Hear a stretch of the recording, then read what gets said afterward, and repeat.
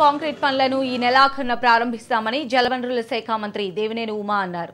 జనవరి మొదటి వారంలో diaphragm wall నిర్మాణ పనులు చేపట్టనున్నట్లు చెప్పారు. ఏపీ జెన్కో ఆధ్వర్యంలో 960 మెగావాట్ల పోలవరం జల విద్యుత్ ప్రాజెక్టు పనులు వేగవంతంగా జరుగుతున్నట్లు అన్నారు. ఏదైతే ఈ ప్రాజెక్టు పనులన్నీ కూడా శరవేగంగా పరిగెత్తడానికి ఇటు కేంద్ర జలవనరుల శాఖ అధికారులు కానీ, ఉమాభారతి గారు కానీ, అట్లాగే పోలవరం ప్రాజెక్టు అధికారులు కానీ, అట్లాగే రాష్ట్ర జలవనరుల శాఖ అధికారులు కానీ ముఖ్యమంత్రి గారి నాయకత్వంలో మరి ప్రతి వారం కూడా ఈ వర్చువల్ ఇన్స్పెక్షన్ జరుగుతూ ఉంది. రేపు కూడా డ్యామ్ సైట్లో ముఖ్యమంత్రి గారు రావాల్సిన అవసరం ఉంది. దాన్ని విజయవాడలో వర్చువల్ ఇన్స్పెక్షన్ పెట్టాం.